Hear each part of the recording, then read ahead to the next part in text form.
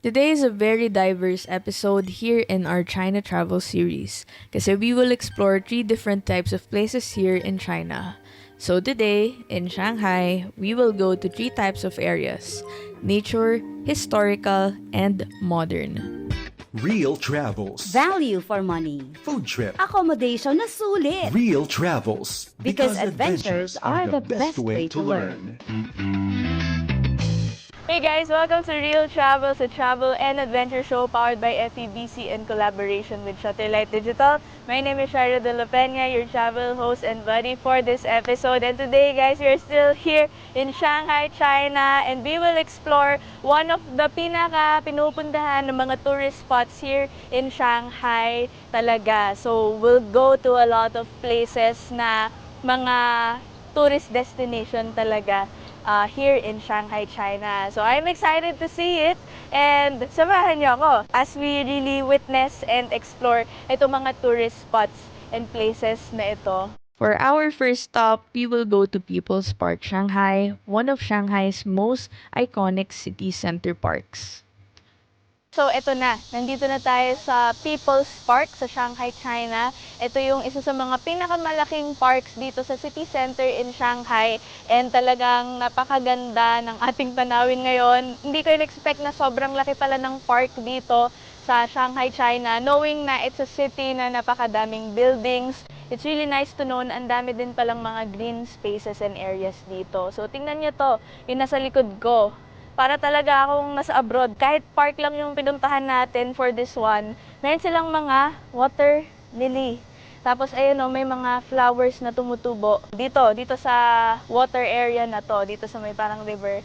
And tingnan nyo guys, meron silang mini bridge na you can walk. So imagine nyo guys, pwede kayo umupo dito, upo kayo dito, tapos magmuni-muni kayo. Yan, lalala.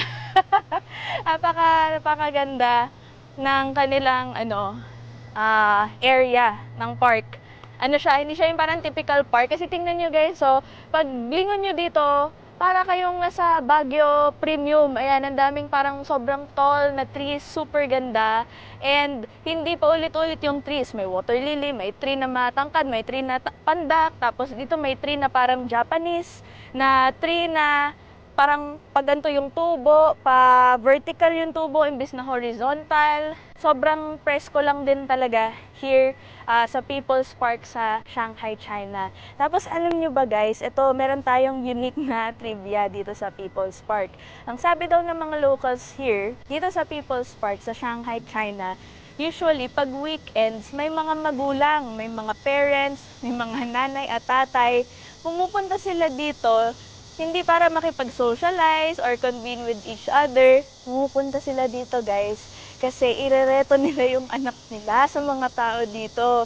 Merong pinapaskil silang parang poster, hinahawakan nila yung poster na yon. Nandun yung picture ng anak nila, yung pangalan ng anak nila, trabaho ng anak nila, details, profile ng anak nila, tapos kung ano yung sweldo ng anak nila.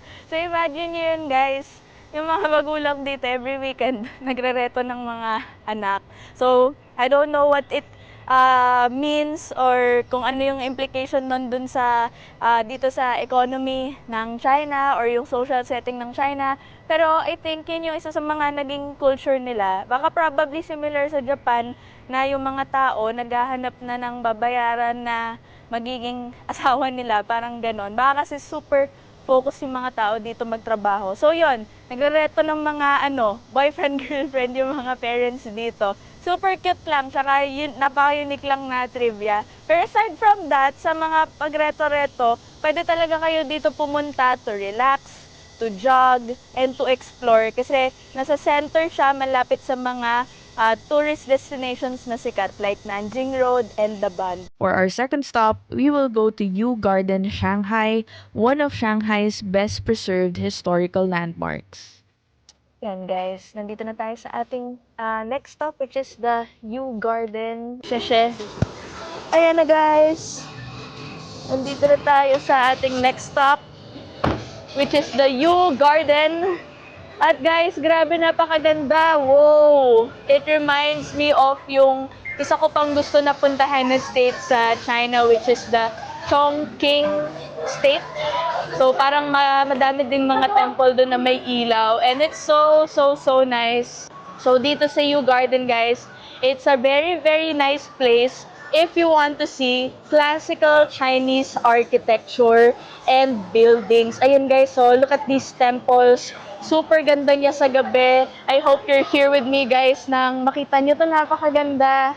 And then dito sa loob ng Yew Garden, madami kang pwedeng gawin. So one of it is explore mo yung loob ng temple, or explore mo yung botanical garden, or mag-shopping ka kasi may mga stores din dito like the Godiva chocolate store, as well as this one guys. Ayan o, tingnan nyo, madaming stores, and dito sa pinakaloob ng Yew Garden, makikita mo talaga yung napakagandang architecture.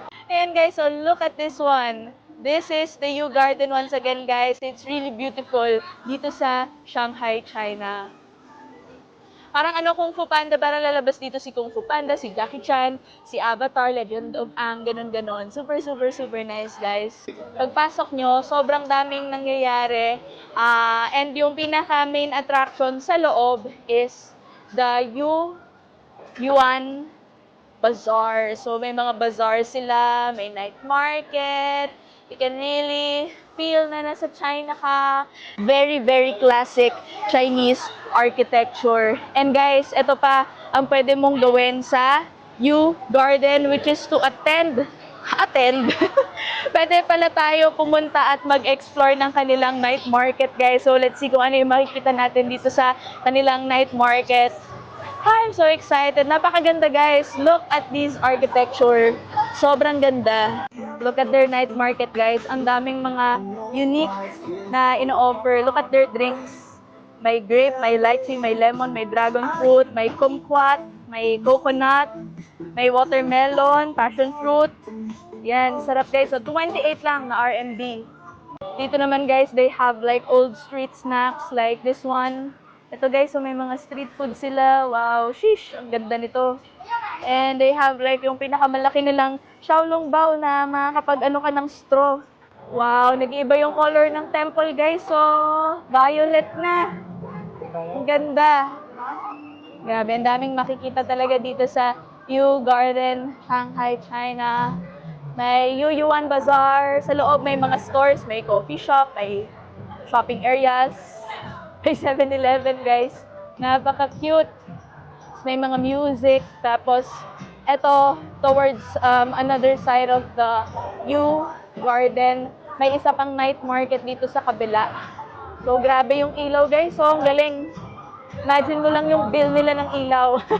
Pero, ang ganda sa China, hindi sila nagtitipid ng ilaw. Which is really nice kasi napaka-lively tingnan. At ito guys, so ito yung isa pang road. Pag lagos mo dun sa isang part ng Yew Garden. So yan guys. At ito guys, na-witness na natin yung dancing lights ng Yew Garden. Kung sa Victoria Harbor, may Victoria Harbor Light Show. Ito, nagda-dance yung lights dito sa Yew Garden. Oh, it's so nice. Grabe. Ang dami nangyayari. Grabe pala dito sa Shanghai, China. Ma-overwhelm ka. Bawat sulok, ang dami nangyayari. So yun guys, that's Yew Garden. Sobrang wala akong words for Shanghai, China. Whew, thank you Lord for the opportunity to travel. Sobrang ganda. For our last stop, we will go to the Bund, as in the Bund, B-U-N-D. It's one of the most futuristic sides of Shanghai. It's really a beautiful urban skyline. Finally, we are here sa the Bund, North Bund, Shanghai. So ito kasi yung north na side of the Bund, which is very similar to Victoria Harbor. It's a long stretch harbor encompassing the Shanghai skyline. And look guys, the view sa likod ko. The city girl in me is so happy. Super nice kasi kita mo yung napaka-perfect view ng Oriental Pearl Tower as well as the whole building surrounding it. Ang ganda, wala akong masabi guys.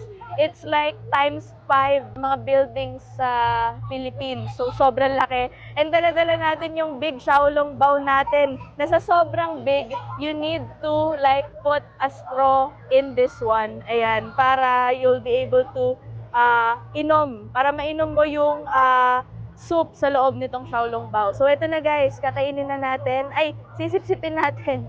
Isisip natin yung soup dito. So, ibubutas ko lang. Sana hindi mag-pop. Ayan, para tayong nagsa-surgery. Ayan, guys. I'll just drink from my Xiaolong Bao here sa may The Bund sa Shanghai, China. What a bucket list, guys. Eating Xiaolong Bao dito sa The Bund. Okay, so taste test natin. Ang sarap. This is a crab roe Xiaolong Bao na giant. Mmm. Sarap guys, I'll give this a 10 out of 10. What an experience. Guys, this is the Bund, Shanghai, China. This is the Oriental Pearl Tower na napakaganda kasi makikita mo siya nakalit up talaga. Ang ganda-ganda ng lights. Lahat ng building dito. Ayan. Grabe guys, talagang what a way to cap off our Shanghai, China trip. Sobrang ganda. Sabi nga nila, save the best for last. I'm just so grateful guys. And I hope you'll be able to add this country to your bucket list soon kasi sobrang lapit lang natin sa China. Kaya wag nyo na guys, sayangin yung opportunity to plan a trip here. It's a nice place for your family and friends to go to, mag-bonding kayo. Ang ganda talaga. It's really, really perfect and nice. So again guys, after exploring the North Bund, we walked and we came across this area sa The Bund na napakaganda because meron kaming nakitang isang beautiful lane of French style buildings built in the 1840s pa ng mga Western powers. So, ginawa nila tong buildings na to na halo-halo yung styles from neoclassical, Renaissance, and even French Baroque. Dating small trading offices lang daw sila, but as Shanghai grew and developed, naging financial hub na siya. By the early 1900s, yung banks na yung nag-dominate here in this area, such as Imperial Bank of China and HSBC. After how many thousand steps, we're finally here in the night market area of the Bund. I'm so excited coming here kasi masaya talaga mag-food trip dito sa China. The place is really vibrant, so many lights, street performers, and food stalls everywhere. If you're going to night markets in China, make sure you eat at least these 4 foods nila. First is Xiaolong Bao, super juicy, pero careful lang kayo guys sa sabaw. And then chuan or Chinese barbecue skewers, perfect habang naglalakad. And then, you shouldn't miss their Jan Bing. It's a savory Chinese crepe with egg and sauces. And then, Chinese milk tea, so you can see the difference. The Bund indeed is the perfect place here in Shanghai to end this trip. Kasi super daming places to explore talaga. I recommend you a lot, at least one whole day here in the Bund so you can thoroughly explore the area nang di kayo nagmamadali. There's a lot of Instagrammable spots din here, kaya make sure to document every corner of the Bund. Walk slowly so you can savor the culture. And if mabutan kayo ng nighttime here sa the Bund, make sure to bring a jacket kasi it can be quite cool here sometimes. So ito na guys, this is a sign to book a trip to Shanghai, China with your friends and family. Grabe guys, what a Shanghai, China trip. It's so worth it as a first timer dito sa country na to. Grabe, ibang experience pa rin siya kahit punta na tayo sa mga ibang countries. I definitely recommend this country for you to go to. So, yun guys, talagang I hope makapunta din kayo dito sa Shanghai then soon for your travel. So, yun guys, I hope na-enjoy nyo itong episode natin of exploring the pinaka-famous tourist spots here in Shanghai, China, from the Bund from the Bund to Nanjing Road to People's Park and to the U Garden, guys. Sana nag-enjoy din kayo as much as I have enjoyed too. So, that's it for this episode, guys. Again, adventures are the best way to learn. My name is Shaira De La Peña, your travel buddy and host for this episode in Shanghai, China. Dito lang sa Real Travels. And I'll see you guys for the next travel and the next episode. Bye!